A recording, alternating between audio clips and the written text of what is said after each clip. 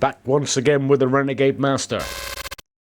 Hi, I'm Steve from 1233D. Today we're going to be unboxing and doing a first review on the Flashforge Creator 5 Pro. So obviously we've seen this machine in the wild in a number of small instances, influencers, whatever else have got their hands on it. We have now secured our order for the machine and we are going to proceed to unbox, assemble, and I will relay my first thoughts. Stay tuned.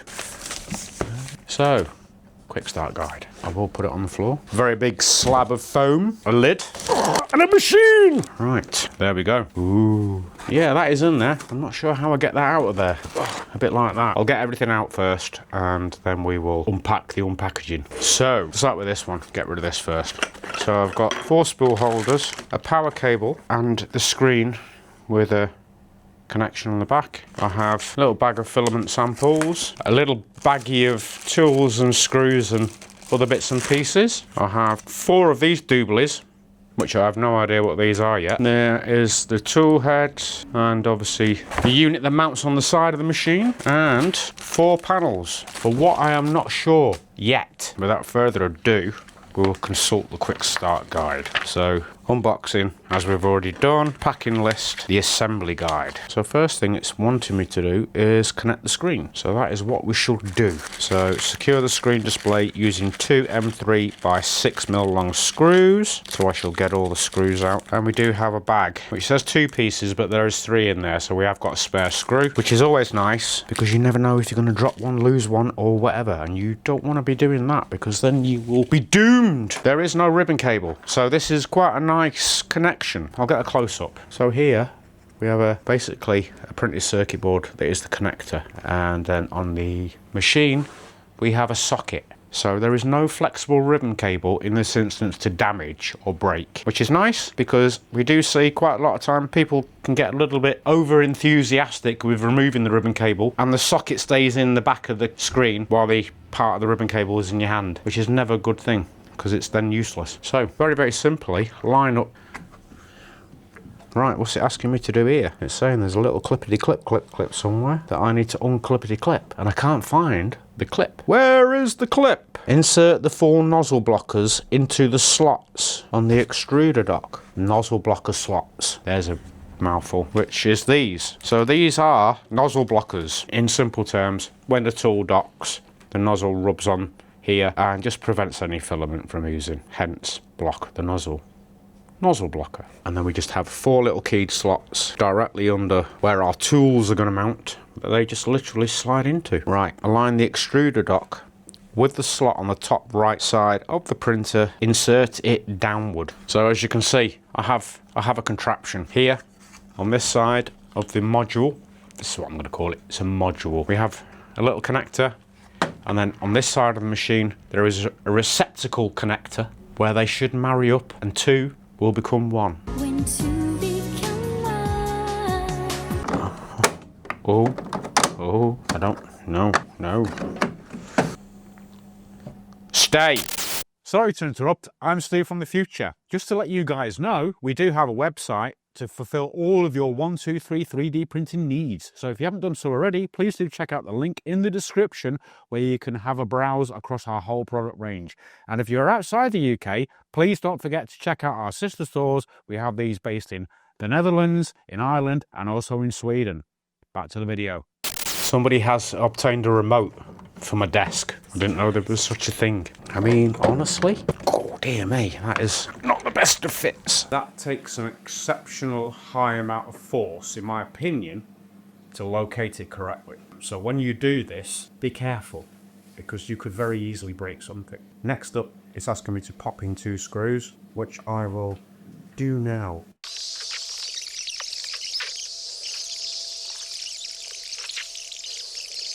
Mount the 4 extruders into the extruder dock, aligning each one with its corresponding position in post according to the order of the extruder connection cables. So you have some context. I have 2 sides, as you can see. It is this side that mounts on the pins. Also, just line up the holes, pop the extruder into place. Work your way from the back to the front, ensuring you maintain the sequence. So here we have USB-C again. And if you look at the orientation on the actual plug, it's into there. And then those two screw holes line up with the actual extruder, which need to be secured with these little self tappers.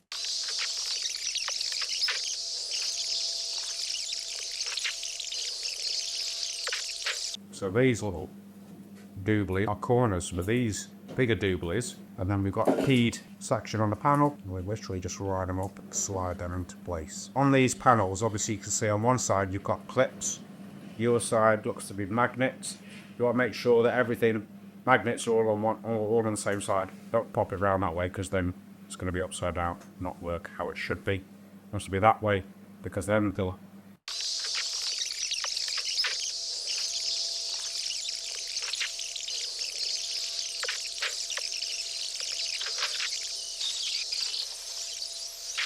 So next up, it wants me to attach these spoolie holders. Right, so I'm going to amend the instructions on page 11. Before you mount your spool holder, remove the sticker that covers the hole, and then, and only then, mount your spool holder like that. So in this orientation, the mounting hole is facing the front of the machine. On the front side, the mounting hole is going to face the back. So basically they're paired like so.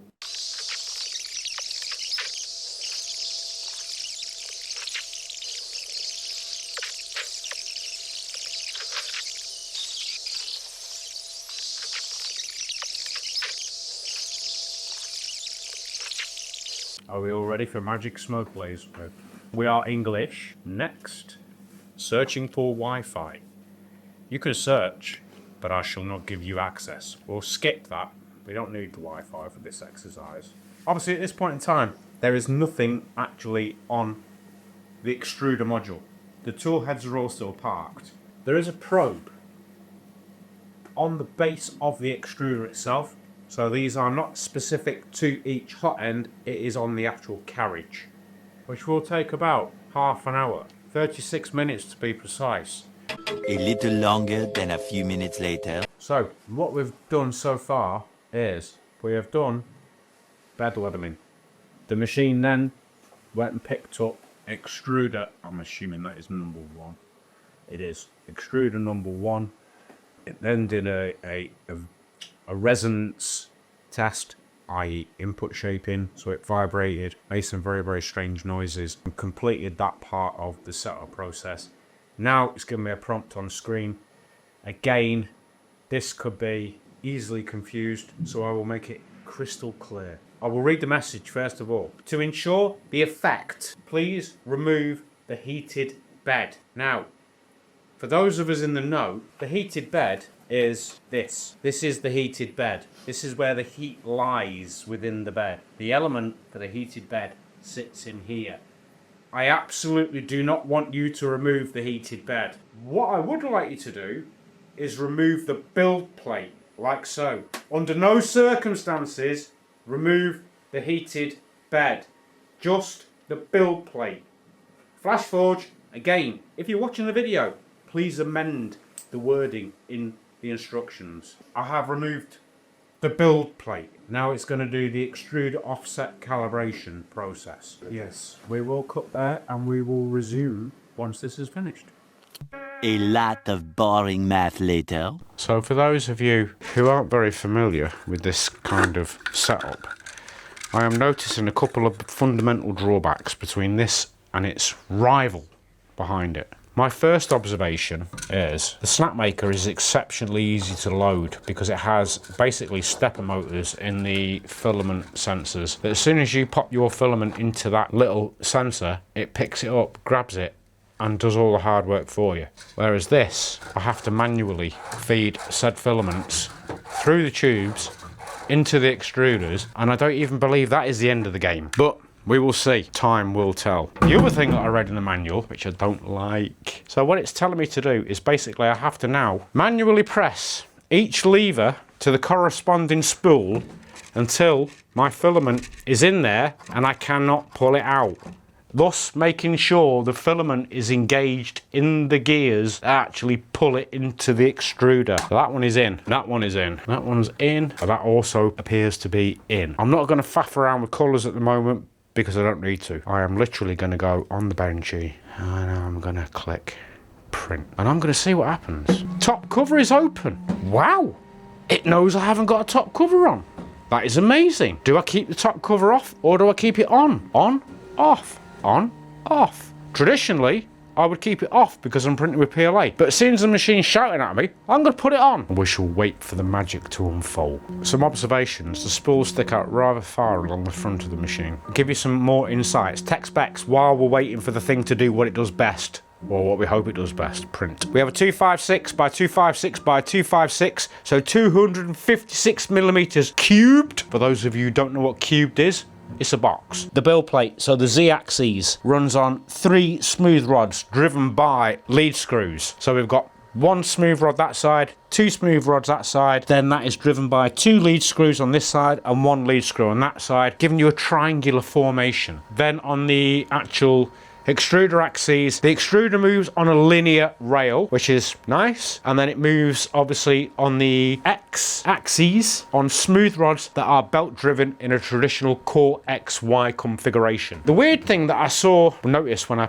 first saw leaks of this machine is, why have you put these on the side when obviously on the U1 they are on the back? Now this has a little bit of a different sort of layout premise. So all of these basically spools lead in to the side. The other thing that looks to be amended from the initial leaked images, I was concerned about the filament path. They appear to have now identified this and replaced basically a hole straight into the side, which was going to cause the filament to basically go in at a 90-degree angle, which would cause, in my opinion, binding and under extrusion. Worst case scenario, brittle filaments would snap. It's nice to see that these have been altered so it now has a tapered path, giving you the optimal path to make sure your filament runs smoothly and freely, as it should do. So that's nice. The only other thing that I did notice that has been reportedly sorted out in the firmware is there was an instance when the machine purges, the purge drops off. Now as you can see, these are all the little purge lines from filament that the machine has been tested with in the factory, because they do claim they test each and every one of these machines before it leaves the factory. Right, so it's warning me now that the bed level requires the bed temperature to be stable. Please wait. Okay, so it's basically now going to preheat the bed, ready to do its bed leveling sequence before it starts to actually print. Yeah, there was a report, a YouTuber basically got an early model of this machine and he found that these little wisps here were literally dropping down.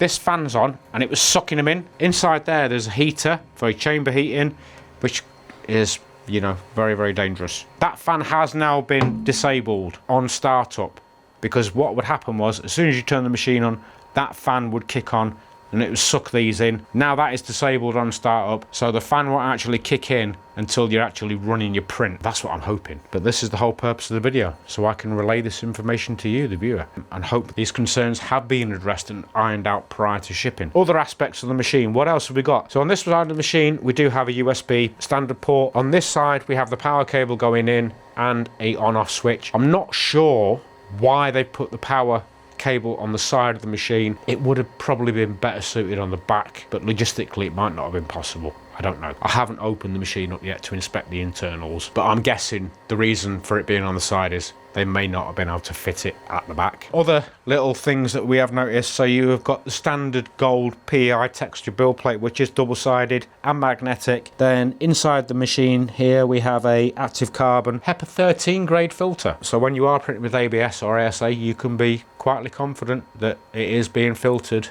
and you will not die. If you do start to notice fumes from your machine, it's a good indicator that the filter's now spent and you should replace it. So that's always worthwhile taking into account whenever using any consumable type filters. The belts appear to be quite a wide belt. Looking at these, thinking round about the 9-10 mil wide mark.